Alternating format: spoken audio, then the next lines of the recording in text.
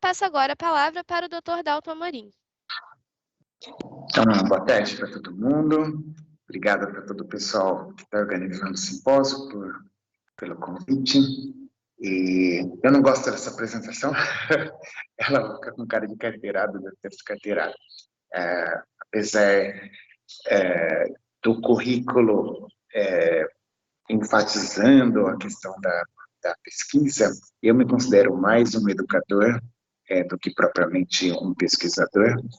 E dos projetos que eu participei fora da universidade, tem um monte de coisa que eu acho super legal, e esses projetos que eu tive envolvido com ensino fundamental, especialmente Fundamental 2, me deram muita alegria na carreira. Eu vou falar um pouquinho hoje sobre um desses projetos em que a gente montou um grupo de trabalho com vários professores de ensino fundamental da rede pública, e a gente desenvolveu uma abordagem para a ensino-zoologia com uma visão filogenética. E aí vão aparecer um monte de questões interessantes aí. O centro é esse pensamento em árvore, que a gente não está muito acostumado a ver sistemática desse jeito. Então, para a gente entender, então, estou falando com quem vai dar aula, de quem vai ensinar. Isso pode ser tanto formalmente em sala de aula, no ensino fundamental, no ensino médio, na universidade, na pós-graduação, quanto nas nossas conversas com as pessoas por aí no mundo que se interessam por biodiversidade e tal. Então, uma coisa é a natureza do mundo biológico, outra coisa é a questão de método. Então, eu vou falar só rapidinho da questão da ontologia, porque ela atrapalha muito a compreensão das crianças, porque está tudo meio misturado nos livros de texto por aí. Então, Aristóteles e Platão não tinham evolução. As espécies não se modificam. Para o Platão, cada espécie tem um modelo ideal, do qual os indivíduos da espécie são cópias imperfeitas. Então, a variabilidade é explicada por cópias imperfeitas. Mas o Platão só via cada espécie como uma espécie, não via o conjunto de espécies integradas em um sistema. Então, o Aristóteles via como a hierarquia de semelhanças. O Aristóteles estudou muita morfologia, muita anatomia, e ele percebeu semelhanças compartilhadas que ele interpretava como homologia, como resultado do compartilhamento de essências. Para Aristóteles também não tinha evolução, e por que tem essa hierarquia de semelhanças compartilhadas? Então, tem um grupinho que perdeu pelos, dentro de um grupo maior, que é aquático, dentro de um grupo maior ainda, que tem glândulas mamárias e pelos, dentro de um grupo maior ainda, que tem âmion, dentro de um grupo maior ainda, que tem coluna vertebral, dentro de um grupo maior ainda, que são móveis, que são os animais. Então, grupos dentro de grupos, dentro de grupos, dentro de grupos. Isso cria um sistema, como eu falei, de mamalha até chegar em cetáceos, mas aí tem as aves, aí tem os insetos, e assim por diante. Então, forma um sistema. Então, para Aristóteles, tem um sistema da natureza, que se chama sistema naturae, mas não tem evolução. Então, para o Platão, cada espécie é uma espécie.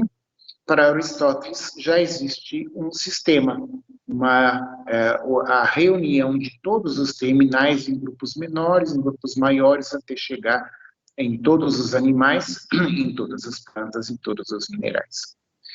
Para o Maupertuis, do qual se fala muito pouco, e para o Lamarck, aí sim, já tem um processo de modificação das espécies. Tem forças naturais que causam a mudança. Para o Lamarck, particularmente, ele tinha todas as explicações dele, que não são de seleção, mas cada espécie foi criada. Então, é muito interessante, porque para o Lamarck, ele era criacionista e evolucionista. Então, existe uma visão muito ingênua que ou tem criacionismo ou tem evolucionismo. Então, primeiro, tem muitos modelos de evolução, Mas também tem muitos modelos de criação. Disso, normalmente, o pessoal não fala, é como se só tivesse um jeito de explicar o mundo com base no criacionismo. Não, na verdade, tem muitos criacionismos diferentes. Esse é um dos criacionismos possíveis, um criacionismo evolucionista.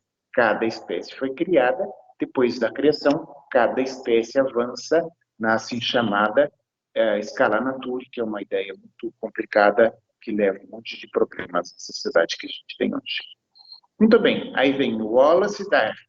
Sim, as espécies se modificam, tem forças naturais para a mudança das espécies, que é a sobrevivência do mais apto, a seleção natural, mas a escala de tempo é de milhões de anos. Isso o Darwin teve umas sacadas muito interessantes. Ele viu fósseis marinhos no alto dos Andes, fez uma conta quanto tempo deve demorar para aqueles fósseis chegarem lá.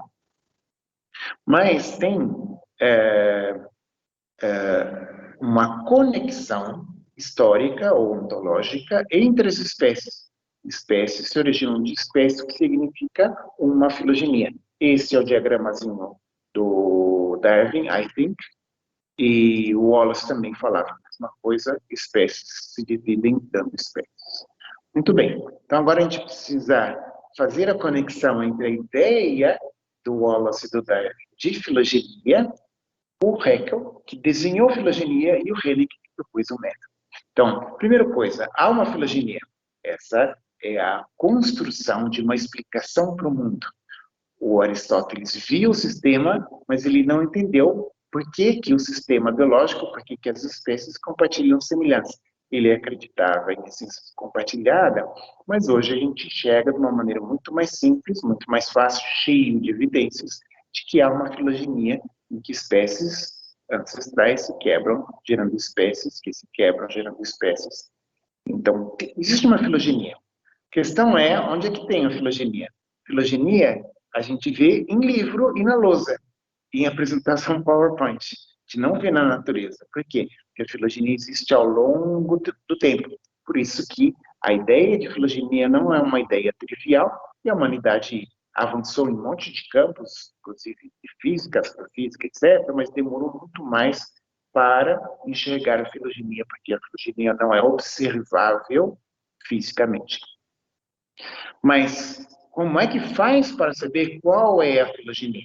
Então, o Willy Hennig desenvolveu um método filogenético, primeiro com o livro 1950, escrito em alemão, depois da Segunda Guerra, foi muito pouco utilizado e referenciado, mas depois ele publicou um outro livro em 1966, que chama Phylogenetic Systematics, escrito em inglês, publicado nos Estados Unidos, e aí o método filogenético passou a ser amplamente utilizado. Muito bem, tem um monte de implicações para a ideia de que há uma filogenia. Então, a reconstrução da filogenia tem todo um método. Uma vez que a gente tem a filogenia, a gente começa a entender a história biogeográfica dos grupos, e a gente começa a ter uma compreensão integrada da história biogeográfica de vários grupos. Então, a gente consegue enxergar a evolução dos ecossistemas, com qualquer ambiente natural que vocês vejam, seja Caatinga, seja Mata Atlântica, seja Cerrado, seja campos rupestres, seja savana na África, sejam os ambientes temperados de conífera, qualquer ambiente hoje tem 4 bilhões de anos de história para chegar naquele estado. Então, hoje a gente tem uma compreensão integrada da evolução de grupos de diferentes grupos de animais, grupos de plantas, os fungos, etc.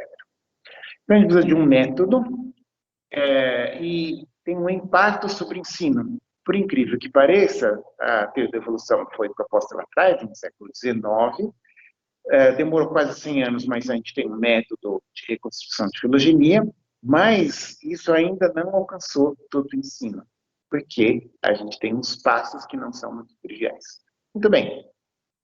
Primeira coisa é que existe uma mistureba danada nos livros de ontologia. Então, mistura um monte de pensamento ainda aristotélico, um pouco de pensamento do Platão, com as ideias do Linneu, que são basicamente as mesmas do Aristóteles, com uma visão filogenética, uma visão evolutiva pré-filogenética na hora de ensinar a zoologia botânica. Então, e fora o pensamento judaico-cristão, de criacionismo, então está tudo misturado. Então, é difícil para as crianças, para os jovens, entender a explicação do mundo. Além disso, a gente está acostumado a um pensamento linear. Uma coisa causa outra, que causa outra, que causa outra. Tem uma linearidade no processo. Mas evolução não é assim.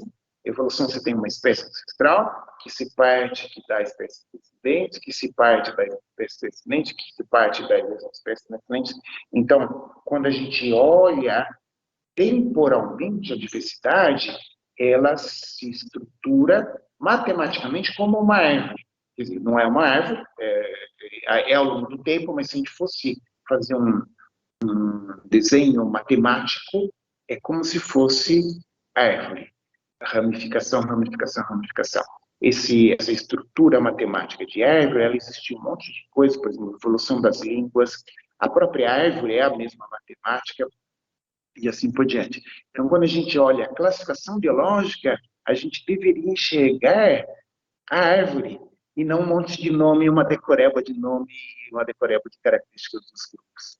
Então, a gente, quando as minhas disciplinas na graduação, o que eu faço é ajudar as alunas, os alunos, a aprenderem a pensar em árvore. Em inglês chama tree thinking. Então, é um pensamento quase que arborícola, se a gente fosse traduzir. Então, isso significa entender que existe um sistema, que são as espécies ancestrais, os grupos com suas características, e um outro sistema que se sobrepõe, que são os nomes. Mas no ensino de zoologia botânica é uma decoreba de nome desvinculado do pensamento em árvore. E vocês vão ver, é muito simples, a gente consegue escapar da armadilha da decoreba. E uma das coisas que tem que entender é que existe ordem na aparente bagunça, na aparente confusão da diversidade biológica que está espalhada por aí. Muito bem, então, essa é a primeira pergunta que a gente precisa saber quando a gente vai dar aula de zoologia. Tem umas outras perguntas mais fundamentais. O que é educação? Para que serve educação? Para que serve escola? Para que serve professor? E a gente precisa ter boas respostas para todas essas perguntas de fundamento quando a gente entra em sala de aula. Então, para que a gente está fazendo ali? Basicamente, repetindo matéria. Professor, professora, não são repetidores de matéria. E quando a gente vai dar aula de zoologia em particular, para que eu estou ensinando zoologia? E aí vem outras perguntas. Qual o tamanho da biodiversidade? A maior parte das crianças não sabe, mas muitos adultos tem 2 milhões de espécies descritas, um pouco menos, mas estima-se entre 3 e 10 vezes esse número ainda por descrever. A gente pode falar em 8, 10 milhões de espécies existentes. Uma gente tem antipatia com zoologia botânica e não é sem motivo. Eu virei zoólogo, eu virei entomólogo, mas eu não achava a aula de zoologia botânica interessante. Eu gostava de um monte de coisas de ecologia, gostava de Jacques Cousteau e assim por diante, mas eu só comecei a gostar de zoologia quando estava no final da graduação, depois que eu já tinha tido aula de zoologia botânica, que eu não fiquei nem entusiasmado. Mas por que é difícil de digerir? Por que tem esse problema? Muita gente odeia, muita gente é indiferente, não gosta e tal. Basicamente porque é decoreba. Basicamente porque não faz sentido. A gente tem dificuldade no ensino de zoologia botânica de dar significado. Tem então conteúdo, mas falta significado. Então, como é que a gente constrói, particularmente no ensino fundamentalmente? Então, os eixos pedagógicos do que vou falar têm a ver, primeiro, com Paulo Freire. O que as crianças, as pessoas já sabem sobre a diversidade? Porque, gente, vocês sabem disso. Todo mundo sabe muito de animal e planta. Zoologia é o estudo dos animais, botânica é o estudo das plantas. Se as pessoas sabem muito de animais e plantas, elas já sabem muito de botânica e zoologia. Elas já sabem. O que elas não sabem? Elas não sabem latim, mas até na linguagem natural tem sistema biológico, tem grupos e subgrupos. Então, essa é a primeira coisa. Vamos trabalhar com o que as crianças já sabem, em vez de tentar convencê-las de que elas não sabem nada, eu vou ensinar zoologia. Não, elas já sabem zoologia. Eu vou dar significado para o que elas já sabem e umas dicasinhas sobre coisas novas que talvez elas não saibam. Então, eu vou resgatar o que elas já sabem e vou, primeiro, mostrar que existe ordem subjacente à diversidade. Não é uma pura bagunça, que existe uma enorme ordem. Mas a gente precisa saber um pouco quantas filogenias possíveis, diferentes, existiriam. Se eu tiver A, B e C, 3 espécies, B pode ser uma espécie mais próxima de C do que de A. Mas pode ser que A seja mais próximo de C do que de B. Ou pode ser que A e B sejam mais próximas um do outro do que qualquer uma das duas em relação a C. Então, se eu tenho 3 espécies, a filogenia é uma dessas 3. Poderia ter uma quarta filogenia, que as 3 simultaneamente se originam. Mas, basicamente, se eu tenho 3 espécies, eu tenho 3 filogenias possíveis. Se eu tenho 4 filogenias possíveis, então eu tenho 4 espécies diferentes, eu tenho 15 filogenias possíveis. Então, eu posso ter D com B, A com C, D com C, A com B, D com A, B com C. E aqui eu teria mais 12 para cada espécie na base, eu teria 3 aqui, mas eu tenho 4 na base, então dá 12 com mais essas 3, 15. Se eu tenho 5 espécies diferentes, eu tenho 105 diferentes maneiras de organizar essas 5 espécies. Ou seja, se eu tenho 5 espécies diferentes, a filogenia que aconteceu ao longo da história é uma de 105. Tem 104 que não são filogenias verdadeiras, elas seriam hipóteses, mas incorretas. Eu teria uma de 105 filogenias, uma filogenia entre 105 que é a verdadeira. Se eu tenho 22 espécies, eu tenho 7 milhões de filogenias possíveis. Isso significa que, em princípio, tem um caos por aí. Mas só tem uma filogenia e a gente sabe bastante. Então, a gente precisa mostrar para as crianças quais são os agrupamentos que existem. A ideia de agrupamento ela não é uma ideia estranha às pessoas. Então, veja, minha filha, quando era pequena, ela chamava tudo de au-au, inclusive mosca. Então, o au-au é o nome que ela dava para qualquer coisa que se mexia. Depois ela aprendeu mosca para diferenciar de cachorro. Mas mosca não é o nome de uma espécie. Mosca é o nome de um monte de espécies que está dentro de um grupo que, se a gente fosse usar tecnicamente, seria homicídio ou esquizófora. Então, canídeo a gente pode falar cânide, mas canídeo é um nome de um grupo de espécies. Os felinos, para fazer referência a gatos, leões, tigres, jaguatirica, gato do mato. Felino é um nome que as pessoas conhecem, que corresponde a um grupo de espécies. Cetáceos é o nome de um grupo de espécies. Aves é o nome de um grupo de espécies. Então, a linguagem natural, a nossa linguagem do todo dia, já tem um monte de nomes para agrupamentos. Então, essa não é uma ideia estranha. Animais, plantas, vertebrados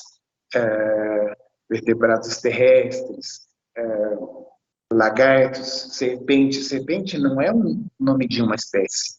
Serpente é o nome de um grupo de espécies. Então, a ideia de agrupamento ela já existe na linguagem. E o nome dos grupos de animais e de plantas, palmeiras, pinheiros, já está cheio de nome de grupos de animais ou de grupos de plantas que as pessoas conhecem. Só que a gente precisa de o que a gente chama de uma meta-compreensão. A gente precisa de olhar a própria linguagem para perceber que já tem grupos taxonômicos, se a gente for utilizando assim, e seus nomes. Muito bem, então, quinidário, inseto, estrela do mar, anfíbios, isso já é zoologia. Isso é zoologia. E, então, a gente fez esse projeto com professores da rede pública, e eu ensinei um pouco de filogenética para eles. A gente organizou a aula para eles darem para o 7º ano, na época, 6ª série, e quando eles foram começar, a primeira vez, eles ficaram inseguros, e aí eles me pediram para eu dar essa aula. Tá bem, então eu fui em Pontal, que é uma cidade perto de Ribeirão Preto, e numa escola pública, eu dei uma aula dupla para 2 turmas, acho que de 40 crianças. E foi uma das aulas mais divertidas da minha vida. Muito bem. A aula tinha 2 partes. A primeira parte é perguntar que espécies de animais vocês conhecem. E eles acho que nunca tinham ouvido essa pergunta. De maneira que eles demoraram um pouquinho para responder. E aí alguém arriscou. Cachorro? Aí escrevi na lousa cachorro. Gato? Aí escrevi gato. E aí, em 5 minutos, estava toda a classe gritando. Aí vinha besouro. Aí eu perguntava, besouro é o nome de uma espécie ou de um grupo de espécie? É um grupo. Mas eu vou escrever aqui de qualquer maneira, besouro. Porque aí tem aquele besouro verde, tem o besouro com os chifres, aí tem os besourinhos pequenininhos. Então, aí eu fui colocando, dourado. Dourado de rio ou esse de aquário? Tem mais de uma espécie que chama dourado. Não, dourado de rio, tá? Dourado. Macaco? Qual macaco? Você está falando de orangotango, gorila, ou a gente está falando de macaco prego ou mico-estrela? Então, em 20 minutos, tinha quase 100 nomes de espécies na lousa, que eles falaram. Claro que tem uma hora que vão esgotando os vertebrados. Aí, não, vocês estão falando bastante vertebrado, que é o mais próximo, né? A gente é vertebrado também. E os outros animais? Então, eles começam a lembrar de insetos, que é mais perto, depois lembra de caramujo, aí lembra de planária, e aí alguns conheciam medusa, e até chegar em esponja. Então, minhoca, fui empurrando as perguntas para extrair. Mas eles conhecem mais de 100 espécies de animais. Isso significa que eles sabem muita zoologia. Porque se perguntar de cada uma dessas espécies, dessas 100, eles sabem descrever. Então, esse é o primeiro ponto. As crianças sabem muita zoologia. Muita zoologia. O que eles não sabem é latim. A segunda parte eu gosto de muita louça. Gosto de X. Eu sei que tem gente que tem alergia, mas Gosto muito de... Então, eu gosto quando eu consigo escrever as espécies numa lousa e utilizar outra lousa, porque eu vou mostrar para vocês aqui. Aí eu pergunto, qual é o grupo mais simples de animais? E uma das respostas mais legais que eu tive para essa pergunta é cachorro. O próprio conceito de simples não é totalmente trivial. Então, ser comum pode ser um conceito de simples. Aí eu te expliquei, não, isso. Poderia ser cachorro, mas eu digo no sentido de poucas estruturas. Então, aí vem planária, medusa sempre aparece como resposta a essa pergunta, até chegar em esponja. Então, aí começa na lousa, e vou mostrar meio rápido aqui, eu não sei se está gravando essa apresentação, seria bacana se pudesse compartilhar com mais gente. Ou então vocês me escrevem, eu mando esse aqui, não tem problema. Então, eu falo de coano flagelado. Não é considerado animal, mas deixa eu mostrar. Só tem um tipo de célula e ele tem esse formato esférico. Eu vou escrever o nome aqui, coano flagellata, mas não se preocupem com o nome. Então, eu vou repetir isso várias vezes. Eu escrevo o nome, mas falo para eles não se preocuparem com o nome. Isso significa que o nome, em latim, ou nome científico assim chamado, não é uma ameaça. Eu estou falando coano flagelado, mas estou falando, não se preocupe com o nome, não é isso que é importante. Aí, qual é o próximo grupo mais simples?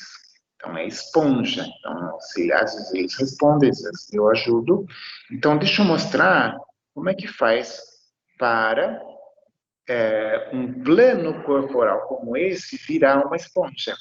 Então, aqui só tem um tipo de célula, agora a gente vai ter dois tipos de célula. Vai formar uma cavidade e as células de fora vão ficar achatadas. Agora, vira de cabeça para baixo e faz uns buraquinhos. A água entra pelos buraquinhos e sai por aquela abertura. Então, isso mostra a relação entre o plano corporal de uma esponja com o plano corporal de um coano flagelado. Qual é o grupo mais simples a partir daí? Medusa. Tá bom.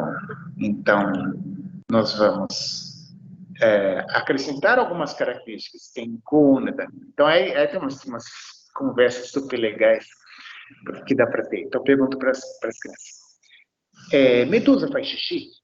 Aí eles acham engraçada a pergunta. Claro que medusa faz xixi. Que precisa liberar os produtos tóxicos do metabolismo. Por isso que é importante a gente não passar muito tempo sem ir no banheiro fazer xixi. Só que a medusa faz xixi com o corpo inteiro, igual a gente. Só que as substâncias que depois vão fazer xixi, elas vão para o sangue, são filtradas nos rins. Por isso que os rins são órgãos tão importantes. A gente tem um órgão de fazer xixi, mas a medusa não tem.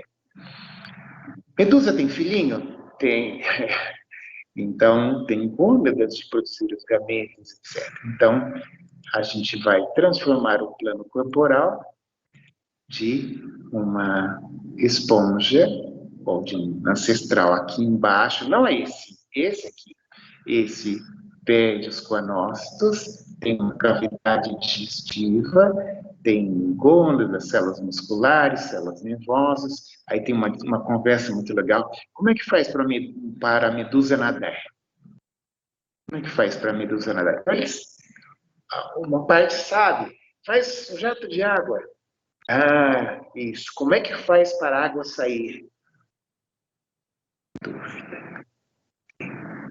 Quando eu levanto uma cadeira, o que é que permite que a cadeira seja levantada? O braço. Mas qual parte do braço? Músculo. As medusas têm músculo como a gente. Então, essa conversa vai se repetir. Como a gente tem, eles também têm.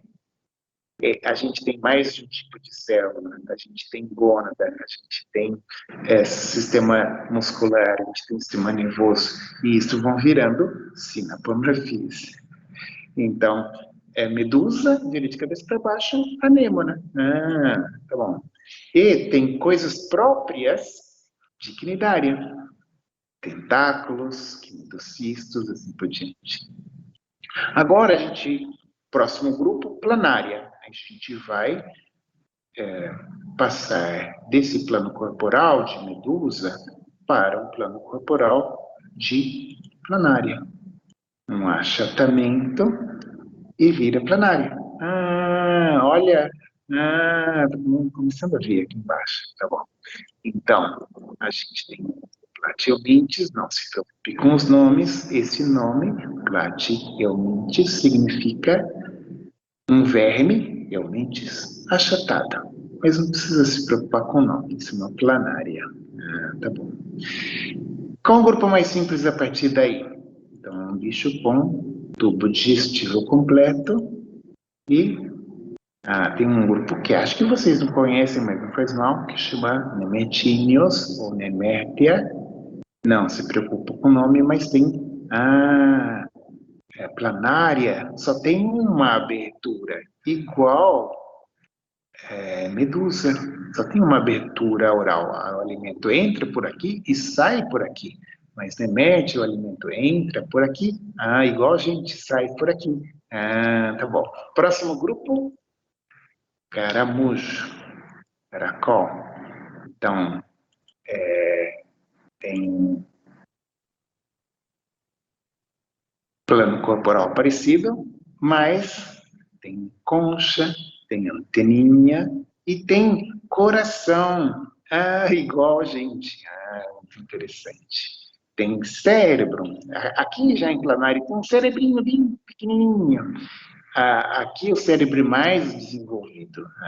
Interessante. E tubo digestivo completo, igual a gente. Só que a gente não tem concha e a gente não tem o que se chama de rádula, que é uma plaquinha com uns dentinhos que os caramujos usam para raspar o substrato.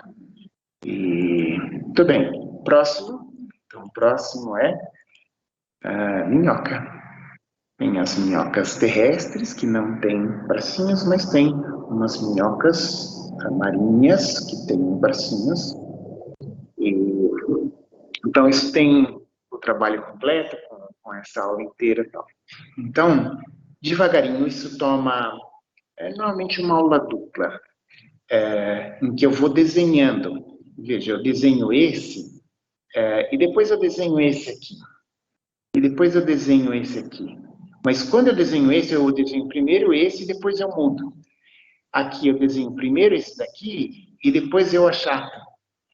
E aqui eu desenho primeiro esse aqui com uma abertura do tubo, depois eu apago e abro nas pontas. Então eu faço um desenho virar o outro. E isso é evolução.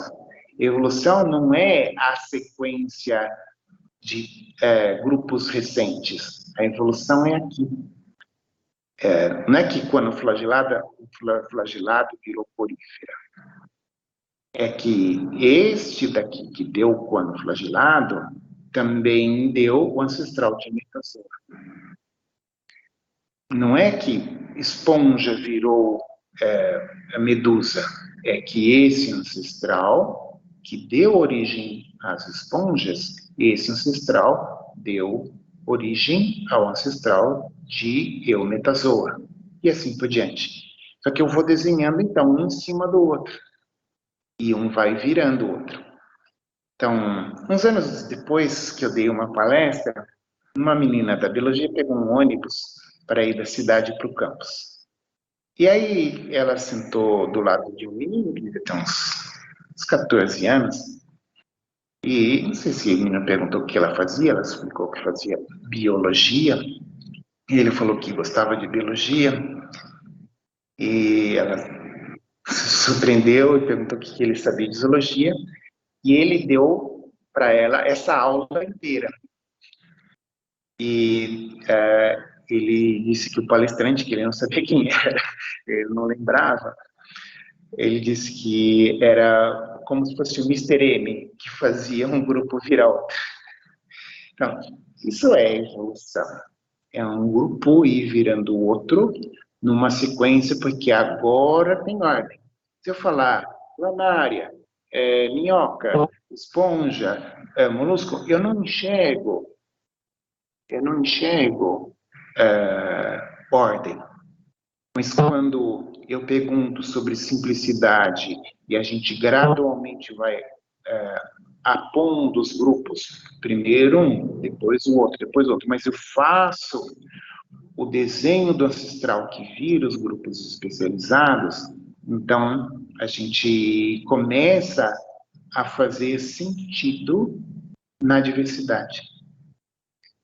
E, muito bem, esse desenho de poliqueto errante vira poliqueto tubícola, esse desenho de poliqueto tubícola vira quinidário, primeiro com crinoidea, com pedúnculo, depois perde pedúnculo, vira de cabeça para baixo, vira estrela do mar. Daqui vira larváceo de urocordata, que vira peixe, que vira anfíbio, e essa brincadeira segue até chegar em tiranossauro. Que eu vou perguntando, que bicho é esse? Aí as crianças respondem, é peixe, é sapo.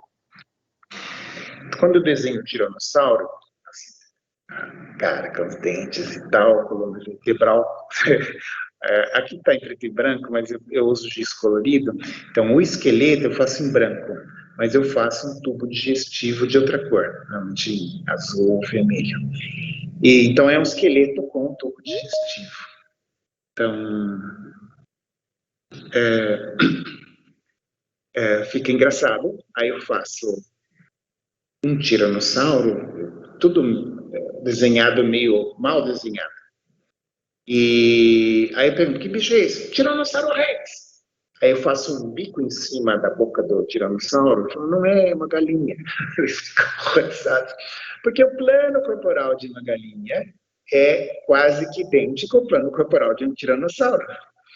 Então é muito legal esse processo. Então, os fundamentos. Primeiro, os desenhos são simples. Posso usar PowerPoint, mas a velocidade do PowerPoint não é a velocidade do caderno. Se eu desenho os bichos no caderno, em desenho simples, não só a velocidade do caderno é igual à velocidade da lousa, mas eu faço esses desenhos que são bastante simples, são estruturados, mas são desenhos simples, não é uma obra de arte. E 90% da classe desenha melhor que eu, se eu faço esses desenhos. Eu posso desenhar um camarão super complicado, mas aí 90% da classe vai desenhar pior que eu. E eu gosto que 90% da classe desenhe melhor que eu. Eles vão ficar muito orgulhosos. E então, os desenhos são simples, em baixa tecnologia, X é suficiente. Eu construo a aula efetivamente com os alunos. Com os alunos, não é que não é uma conversa mole. De fato, eu vou perguntando, é socrático, eu vou perguntando, eles vão respondendo, porque eles têm esse conhecimento. Eles talvez não tenham organizado o conhecimento deles sobre a biodiversidade desse jeito, mas efetivamente eu construo a aula com os alunos, com o que eles respondem. Eu valorizo o conhecimento dos alunos, isso é extremamente importante. Eles vão sair da aula não se sentindo uns estúpidos que não sabem nada de zoologia, porque eu botei um monte de nome em latim. Eles vão sair da aula super contentes, porque eles descobriram que eles sabem muita zoologia. Eles sabem muito zoologia, sabem mesmo. Eu induzo o conceito de ancestralidade. Veja, eu dou aquela aula do PowerPoint, mas eu não falo em filogenia, eu não falo em ancestral, eu não falo em grupo monofilético, eu não falo em sinapomorfia. Eu induzo o conceito de ancestral, que está desenhadinho lá, eu induzo o conceito de homologia, porque eu uso cores iguais para órgãos homólogos em grupos diferentes. Então, é automático perceber um sapo e um peixe, cérebro, tubo digestivo, planário, tubo digestivo, a mesma cor, é a mesma coisa do ponto de vista filogenético, significa homologia. Eu induzo o conceito de sinapomorfia, quando eu digo lá rádula, concha, pé muscular, como características de molusco que não tem em minhoca e não tem na gente, eu estou induzindo o conceito de sinapomorfia de molusco. Os desenhos diagramáticos não é aula de latim. A aula de latim é muito legal, mas zoologia não é latim. De fato, eu uso o nome depois que o conceito está formado, mas eu não coloco o latim como pré-requisito para achar que sabe ou que não sabe. E aí tem uma outra coisa que é muito legal, que é a unidade do conhecimento. Todas as características biológicas surgiram através da filogenia.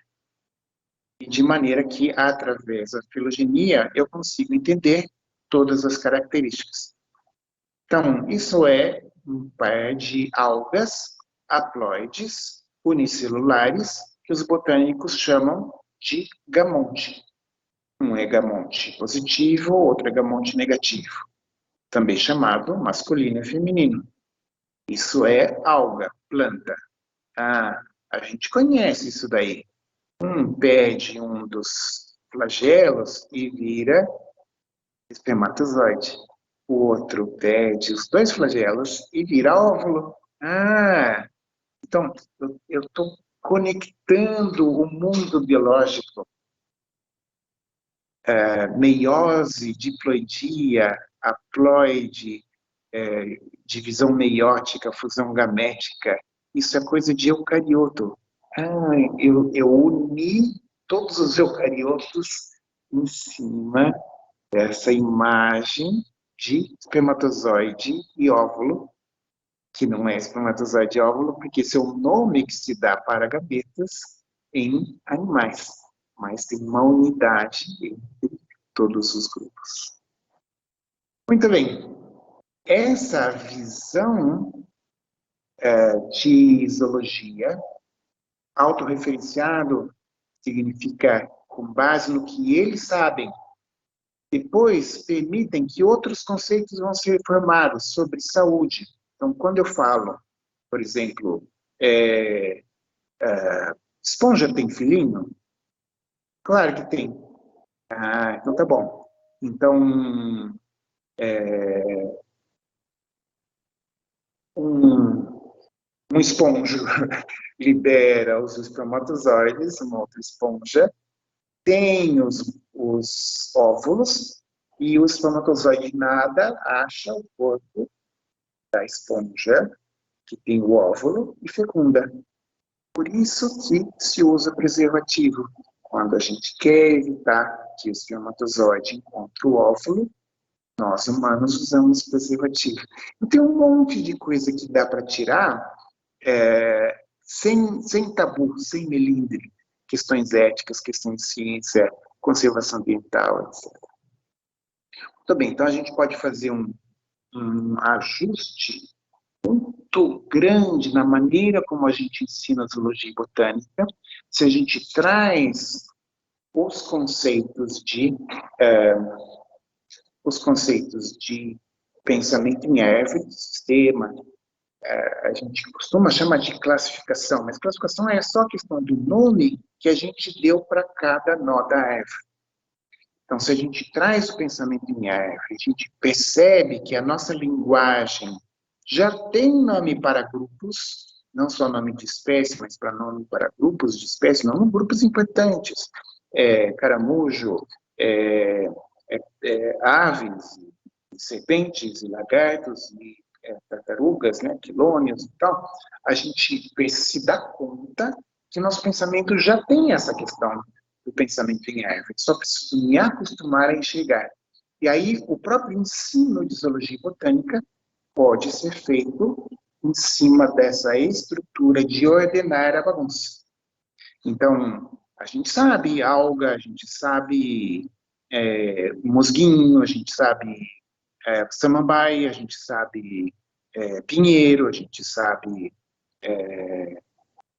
Vitória Régia, a gente sabe grama, palmeira, a gente sabe jabuticabeira, pé de mexerica. E aí a gente consegue mostrar como foi a evolução das plantas. Então, se a gente consegue juntar o pensamento em árvore no ensino de zoologia botânica, as coisas vão ficando muito mais fáceis para primeiro fazer sentido e depois para a gente memorizar sem torturar. Muito bem, então, isso que eu tinha para falar para vocês hoje, e espero que eu não tenha atrapalhado o pessoal de Libras, que foi muito rápido em alguns trechos. E aí tem meu e-mail, tem PDF desses artigos, os PowerPoints que eu posso dividir com vocês. Então, de novo, obrigado pelo convite. Nós te agradecemos, Dalton. Sua palestra foi muito inspiradora. De permissão agora para uma linguagem mais informal, mas ela foi muito amorzinho. Nós temos algumas perguntas para o senhor. Legal. A primeira é do Giovanni. Ele pergunta: qual a opinião do senhor sobre esses movimentos que buscam inserir o ensino de design inteligente nas escolas? É possível que isso aconteça? Eu espero que não. Vejam, eu entendo o pensamento de outras ontologias. Eu entendo, por exemplo, os Kayapó, eles têm uma cosmogonia. Os Kayapó eles viviam no supramundo, eles descem do supramundo para o mundo, eles ficam pendurados no começo, igual o marimbondo, e eles são vermelhos, e fortes e bravos, igual o marimbondo. Aí eles descem, vêm para o mundo, e os homens brancos, que são moles e fracos, igual cupim, que vem do submundo para o mundo, aí eles se encontram homem branco. Eles têm uma cosmogonia que é esteticamente muito bonita, muito linda. E também, isso não é que dizer que seja a explicação mais adequada do mundo. Então, os Kayapó têm uma cosmogonia. As nações Tupi têm uma cosmogonia. As nações e as culturas nativas norte-americanas, as muitas, cada uma tem sua cosmogonia. O Egito tem sua cosmogonia. A Índia tem sua cosmogonia. A Grécia tem a cosmogonia famosa da Grécia Antiga. E tá bem, eu entendo. A única coisa que as cosmogonias têm um valor cultural e estético, e elas têm um significado, mas elas não são uma explicação literal para a mecânica do mundo. Muito bem, design inteligente deveria ser uma coisa, mas na verdade é outra. Deveria ser, para algumas pessoas, por trás de tudo que existe, há uma força subjacente que impulsiona. O próprio Aristóteles acreditava que Deus deu um pontapé inicial, depois as coisas vão andando. Só que design inteligente, na verdade, não é isso. Design inteligente é uma agenda criacionista disfarçada de ciência, para substituir a ciência. Muito bem, a gente já viu ao longo da pandemia o que acontece quando a ciência é abandonada para enfiar outras ideias que não são boas explicações do mundo. Morrem centenas de milhares de pessoas que não precisariam ter morrido. Então, uma coisa é o valor pessoal, tem um simbólico, estético, das várias cosmogonias, e não é só a judaico-cristã.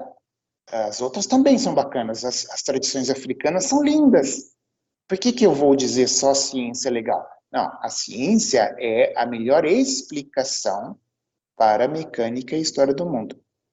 Mas isso não é um desprestígio. Agora, não empurra uma agenda anticientífica como se ela fosse equivalente à ciência. Não é. Então, essa é uma pergunta muito legal, acho que Giovanni, né, que perguntou. Essa é uma pergunta muito legal. Eu espero que não haja equivalência entre ciência e coisas que não são ciência. O que precisaria é uma outra maneira de enxergar as coisas que não são ciência, nem como preconceito, nem como substituição da ciência. Isso é difícil porque nós, professores, é que precisamos ajudar as alunas e os alunos a atravessarem essa discussão. A gente tem mais aqui algumas perguntas, vou fazer a segunda para o senhor. Professor, parabéns pela palestra, foi inspiradora. Como o senhor acha que seu método de ensino conversa com o método Paulo Freire de alfabetização? Bom, eu gosto de falar mais das coisas que eu estudei mais e tenho muito medo de falar das coisas que eu estudei menos. Eu estudei o Paulo Freire, mas eu não sou pedagogo. Do que eu estudei do Paulo Freire, e gostei muito, eu fui trazer essa questão do valor real do conhecimento de quem está assistindo aula. Eles sabem de verdade e esse conhecimento tem valor. Não só tem valor, como me ajuda muito como professor a fazer a ponte para quem está estudando entre o que eles já sabem e o que eles vão a saber. Então, o que eles já sabem é uma plataforma espetacular para eles começarem. Por que eu vou obrigá-los a voltar ao zero? Então, Paulo Freire é sensacional, porque ele permite que as pessoas comecem muito mais na frente, quando ele não nega o conhecimento que eles já têm. Agora, eu não posso dizer que eu não posso dizer que que é um método de alfabetização, né? Porque a alfabetização é uma etapa anterior. E isso já usam alguns dos princípios do Paulo Freire numa etapa ulterior.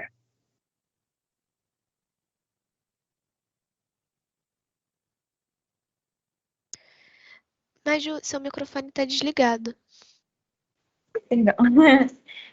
Tem uma outra pergunta aqui, anônima, que diz: palestra incrivelmente inspiradora. Dr. Dalton, qual seria suas dicas para que os professores e professoras no futuro e já atuantes possam manter o interesse dos alunos na zoologia e biologia no geral, ainda mais com esse novo ensino médio? Muito legal essa pergunta. Eu tenho para mim como professor que a gente não passa o que a gente não tem. Se a gente não tem entusiasmo, a gente não passa entusiasmo.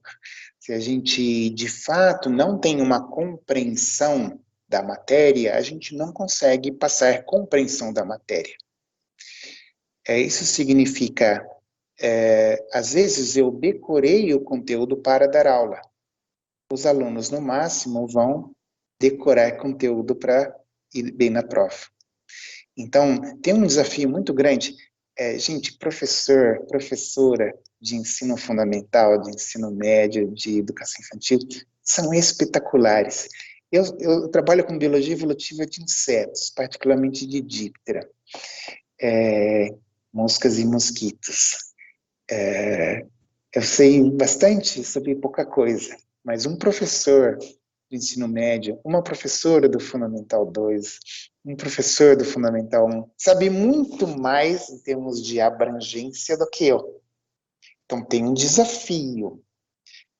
Tem um desafio de conseguir entender matérias de muitas áreas diferentes. E eu costumo perguntar, vocês estudaram, para os meus alunos da licenciatura, vocês estudaram fotossíntese? Quantas vezes vocês estudaram fotossíntese? Aí eles fazem a conta, 5, 6, 7 vezes, que viram no Fundamental 1, depois viram no Fundamental 2, depois viram no ensino médio, depois viram no cursinho, depois viram em 2 ou 3 disciplinas da graduação. Tá, então vocês estudaram fotossíntese. Então, me falem para onde vai, na fotossíntese, o fóton. Quase sempre ninguém sabe responder. Isso é impressionante. Passaram por essa matéria 5 vezes diferentes. Mas o pessoal tem dificuldade para saber onde foi o fóton. O que isso quer dizer? Quer dizer que a gente memoriza as coisas, mas nem sempre entende. Ou então tem uma compreensão relativamente limitada. E também, isso é apenas um retrato, não é um juízo. Então, para que a gente, dentro da BNCC, dentro das coisas, a gente deveria fazer um esforço para, mais do que saber o que vai ser dado como matéria, a gente tem uma compreensão do significado. E aí, entre as coisas que a gente só ensina se a gente sabe, a gente não ensina empatia se a gente não tiver profunda empatia. A gente não ensina paciência se a gente não tiver paciência. A gente não ensina respeito à diversidade se eu não entendo que o mundo é diverso e que todas as faces da diversidade são lindas e são próprias. Eu falei que a escala natura é um conceito complicado, porque é uma visão extremamente equivocada, linear e não em árvore, de que só tem um caminho para subir e o cara de cima cospe nos caras de baixo. Não, o mundo é em árvore, está todo mundo avançando. E não tem um que é melhorzinho e mais legalzinho que o outro.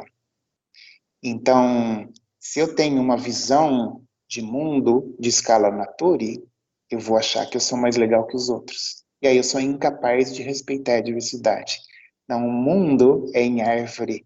Todos os ramos da árvore são ramos nas pontinhas da árvore. Todos os ramos da árvore são lindos, são especiais.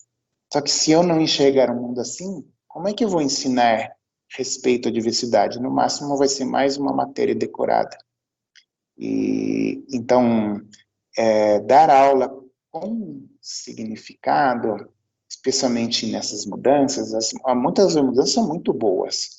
Ninguém, às vezes, sabe colocar em prática, mas tem coisas muito legais. Mas a gente precisa, nós, como alunas e como alunos, a gente precisa fazer um esforço para dar significado e deixar de ser matéria e de ser parte de quem eu sou. A gente tem mais uma aqui, que é do Rodrigo. Professor, adorei a palestra. Também sou como o senhor, adoro a lousa. Mas qual seria o potencial de coleções zoológicas botânicas nas escolas? Pode-se dizer que enriquece o processo de ensino-aprendizagem? E qual a sua opinião?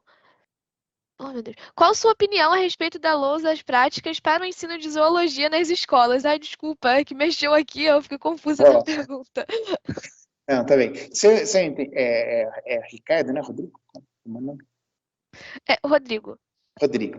Então, Rodrigo, super legal a pergunta. Essa aula é só uma aula de muitas aulas de zoologia.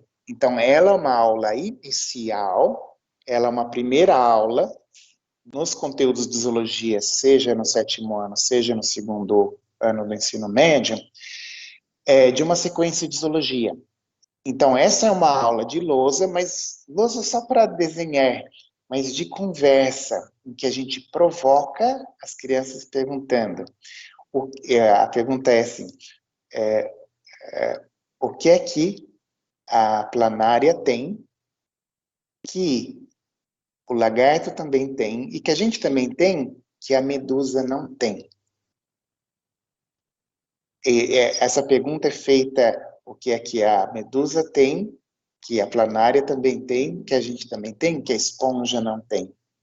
O que é que as minhocas têm, que os equinodermos também têm, que nós também temos, que um caramujo não tem. Isso é uma pergunta e eu espero a resposta. Então, o que é que uma planária tem, que nós também temos, que a medusa não tem? Lado direito e lado esquerdo. Eu pergunto isso. Quando a gente pede para uma planária virar à direita, o que ela faz? Ela faz sinal e entra. Mas quando a gente pergunta para uma medusa, o que ela faz? Ela não tem direita e esquerda, ela não sabe como fazer isso, porque ela não tem bilateralidade. Então, essa é uma aula que é muito mais uma aula socrática de perguntar e ouvir. A lousa só serve para desenhar o resumo do que a gente está falando. Mas as outras aulas de zoologia precisam de prática. Pode ter um microscópio, mas eu não vou para a minha aula prática porque eu não tenho microscópio na minha escola. Porque eu consigo uma centopeia, eu consigo um gafanhoto, eu consigo um caramujo. E eu levo lá e mostro que todos eles têm direita e esquerda. Que a minhoca, assim como o inseto, o gafanhoto, tem metamerização, coisa que o caramujo não tem. Então, as aulas depois vão mostrar no mundo, por isso que é uma aula prática, as características dos quais a gente fala. A gente pode voltar para livro e tal, para fechar. Lembra que a gente viu que o abdômen do gafanhoto é tudo dividido? Isso que é metamerização.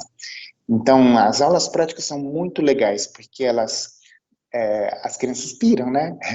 É um banho de realidade, quando a gente tem um bicho de verdade na nossa frente. Então, super, super legal. Tem uma conexão. Essa aula é só uma das aulas de zoologia. Seu áudio. Não. É porque tem uma escola aqui do lado que eles estão brincando. Tem duas perguntas aqui, uma indicação, na verdade. O Diogo Alves pergunta: professor, você tem alguma dica para os professores que estão se formando agora, diante do atual cenário de corte na educação e de crise no Brasil? E a Márcia Denise pergunta se há algum material disponível referente a esse processo. Ela disse sensacional. Obrigado. Em termos de material, se a coordenação do simpósio entrar em contato comigo, eu passo todos os PDFs que eu tenho, inclusive PowerPoint.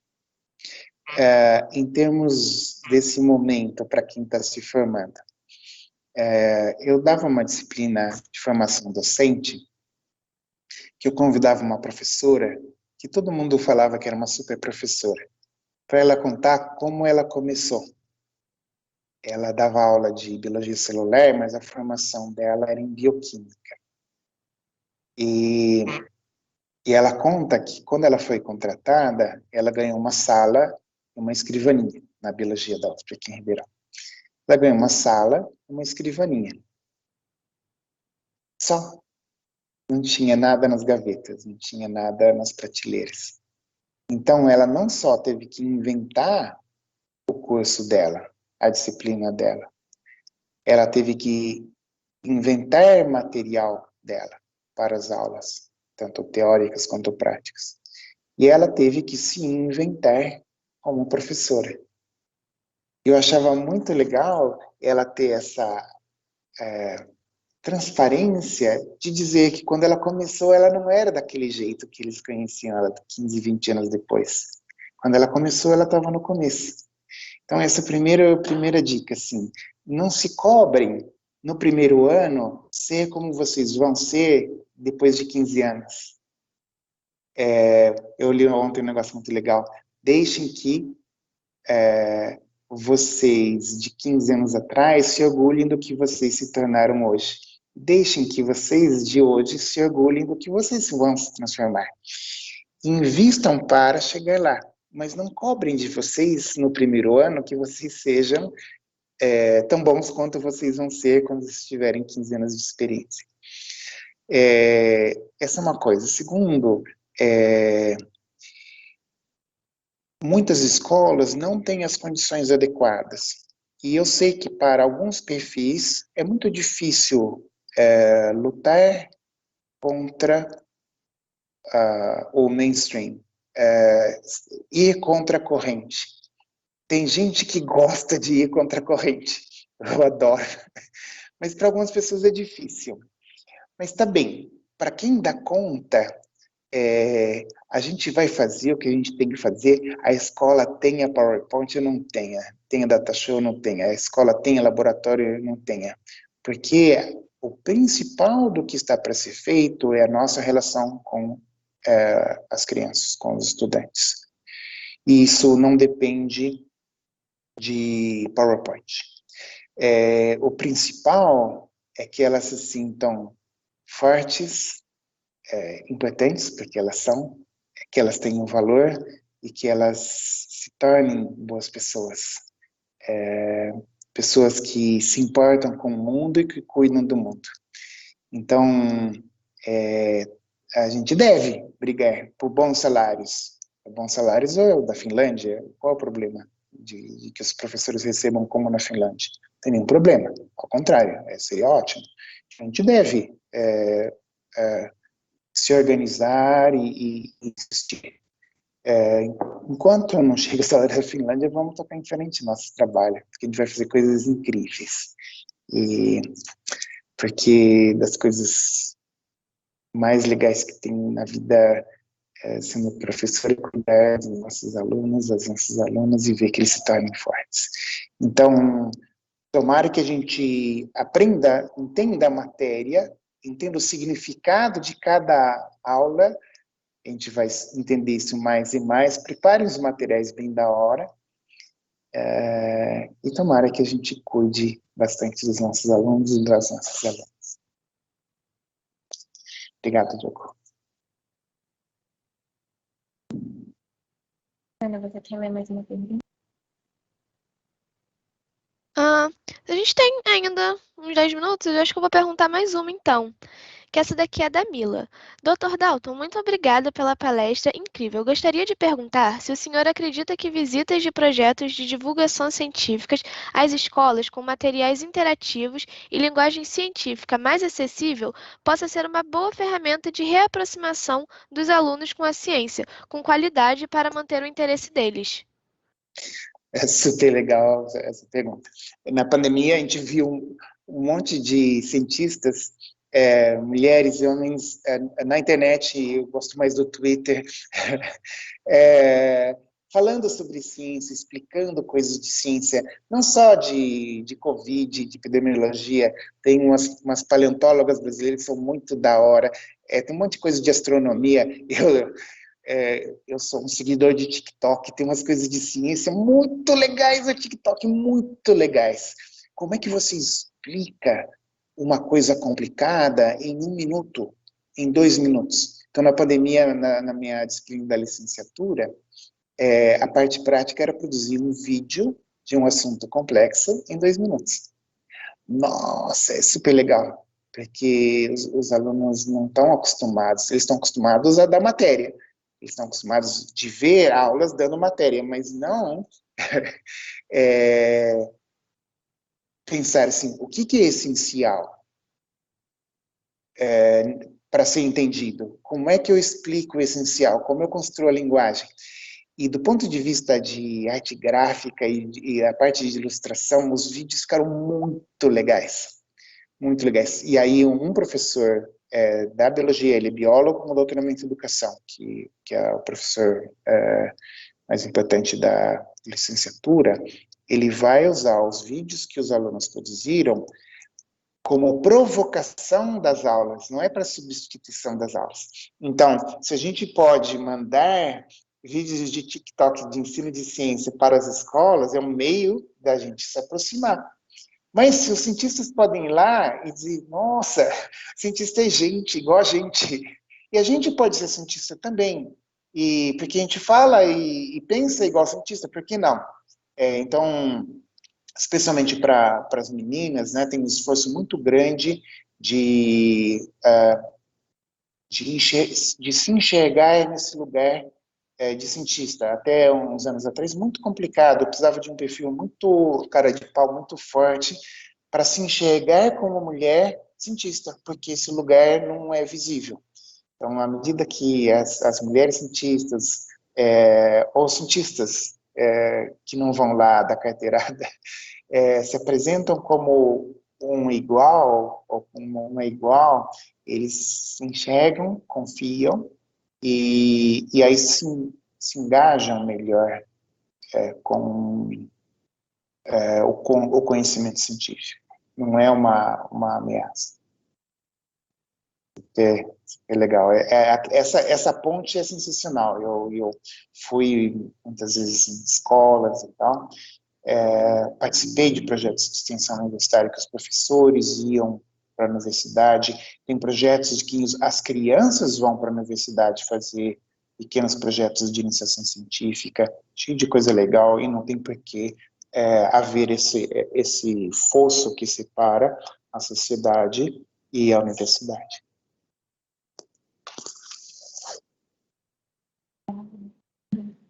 Bom, é isso, nossa palestra Sociedade chegou ao fim. Antes do intervalo, eu gostaria de agradecer a disponibilidade do senhor para estar aqui conosco e também agradecer a equipe de intérpretes que está tornando o nosso evento mais acessível.